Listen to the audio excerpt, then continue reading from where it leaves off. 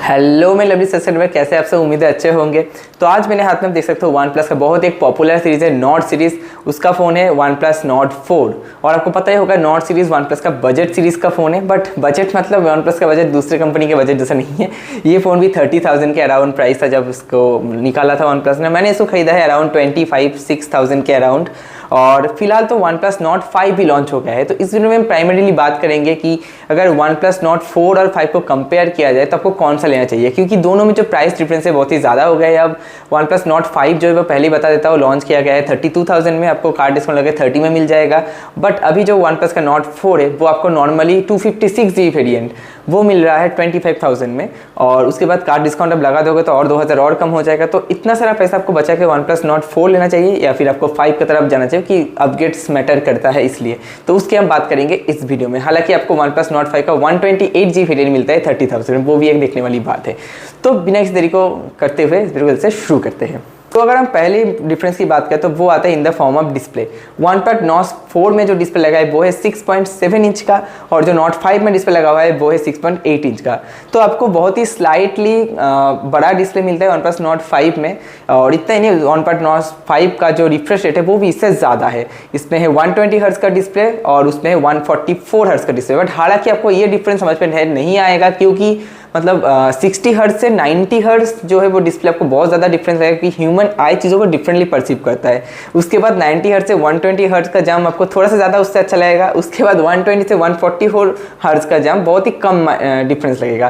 तो इस वजह से वो उतना मैटर नहीं करता। बट जहाँ पे मैटर करता है वहाँ पे वन प्लस ने कॉस्ट कटिंग किया है, वो है डिस्प्ले ब्राइटनेस। आप बाहर यूज़ करोगे फ़ोन को अपना तो ये वाला वन प्लस नॉट 4 ज़्यादा बेहतर रहेगा उसके लिए, क्योंकि इस पर 2000 निट से भी ज़्यादा का हाई ब्राइटनेस मोड सपोर्ट करता है। बट नया वाला वन प्लस नॉट 5 1800 निट्स तक ही सपोर्ट करते हैं। तो आउटडोर्स में वन प्लस नॉट 4 आपको यूज़ करने में ज़्यादा मज़ा देगा। ये बात रही डिस्प्ले की। इसके बाद अगर हम बात करें परफॉर्मेंस की, तो उसमें वन प्लस नॉट 5 एक क्लियर विनर है, क्योंकि वन प्लस नॉट 5 में आपको नया मिलता है स्नैपड्रैगन 8 प्लस जेन 3, और इसमें आपको मिलता है 7 प्लस जेन 3 जो कि बहुत ज़्यादा पावरफुल है, और 8 प्लस जेन 3 बहुत ज़्यादा पावरफुल है। तो डिफरेंस क्या है? तो बेसिकली CPU जो है इन दोनों का ऑलमोस्ट 99% सेम है। मेन जो डिफरेंस आता है वो GPU में आता है। तो GPU में 8S जेन 3 थोड़ा ज़्यादा पावरफुल है अगर आप कंपेयर करोगे तो इससे, क्योंकि उसका जो GPU वर्जन है वो अपडेटेड है वहाँ पे। तो अगर आप गेम खेलते हो तो आपके लिए वन प्लस नॉट 5 की तरफ जाना बेहतर डिसीजन रहेगा, क्योंकि आपको गेमिंग परफॉर्मेंस उसमें ज़्यादा बेहतर लगेगा। बट इस प्राइस में आपको फिलहाल पोको का आई थिंक 8S जेन 4 वाला फ़ोन भी मिलता है। तो अगर गेमिंग के लिए फ़ोन देख ही रहा तो उसको भी मैं आपको रिकमेंड करूँगा कंसिडर करने के लिए। तो उसके बाद और डिफरेंस में वाले बात करेंगे इसमें, जो वो है कैमरा। तो ये जो फ़ोन है इसका कैमरा मैं बोलूँगा डिसेंट है, बहुत ज़्यादा अच्छा नहीं है, बहुत ज़्यादा बुरा नहीं है। इसमें जो मेन सेंसर लगा हुआ है वो है सोनी का LYT600। But one plus not 5 है, इसमें जो मेन सेंसर है वो अपग्रेड कर दिया गया है, उसमें लगा है सोनी का LYT700। तो जो फोटोज आता है वो थोड़ा सा स्लाइटली अच्छी क्वालिटी का आपको मिलेगा कंपेयर करोगे आप वन प्लस नॉट 4 से। और दूसरी तरफ अगर आप कंपेयर करोगे वन प्लस नॉट 4 के फ्रंट कैमरा से, तो इसमें जो फ्रंट सेंसर है बहुत ही मिड है यार, बहुत ही अच्छा नहीं है। 16 मेगापिक्सल का एक सेंसर लगा हुआ है, बट उसको अपग्रेड कर दिया गया है वन प्लस नॉट 5 में 50 मेगापिक्सल का एक सेंसर से, जो कि बहुत ही ज़्यादा बोलूँगा सेल्फी आपको बहुत ही अच्छा खींच के दे देगा। तो कैमरास की अगर बात करें तो one plus not 5 clear winner है यहाँ पे।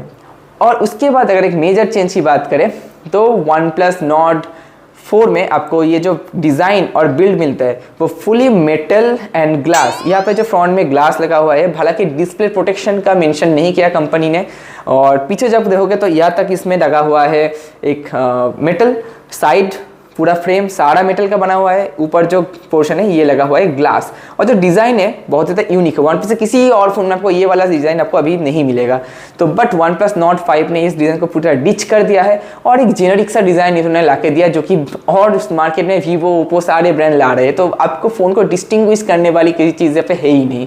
तो और भी जेनरिक बन गया है इसका डिज़ाइन। और इतना ही नहीं, जो डिज़ाइन में मेटल यूज़ किया गया है इस फोन में, उसको रिप्लेस कर दिया गया है प्लास्टिक से। बैक में आपको ग्लास मिलता है वन प्लस नॉट 5 में, बट अदर देन दैट पूरा जो फ्रेम है वो प्लास्टिक है, जो कि इन हैंड फील को बहुत ज़्यादा लो कर देता है। मेरे हिसाब से ये मेरे लिए तो एटलीस्ट मेजर पॉइंट है, आपके लिए शायद ना आए क्योंकि आप इसमें केस चढ़ा दोगे और यूज़ करोगे तो आपको उतना फ़र्क ना पड़े, बट टाइम टू टाइम मैं आपको फ़ोन को बाहर निकल के ऐसे मतलब घर पे ही होगा बट यूज़ करता हो, तो मुझे इन हैंड फील काफ़ी अच्छा लगता है। मेटल का फ़ोन मुझे काफ़ी ज़्यादा प्रीमियम लगता है। हालांकि अगर डिस्प्ले प्रोटेक्शन की बात करें तो OnePlus Nord 5 में ज़्यादा बेहतरीन Corning Gorilla Glass 7i का प्रोटेक्शन है।